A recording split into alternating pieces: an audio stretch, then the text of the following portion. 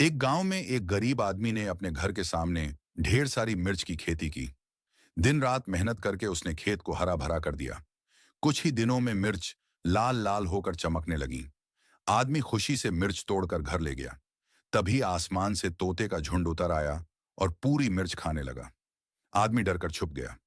तोते न सिर्फ मिर्च खा गए, बल्कि पौधों को भी उखाड़ दिया। गुस्से में आदमी ने पुलिस को फोन किया। पुलिस आई और तोतों को पकड़कर पिंजरे में डाल दिया। पर आदमी रो पड़ा, क्योंकि किसी ने वीडियो को लाइक और सब्सक्राइब ही नहीं किया।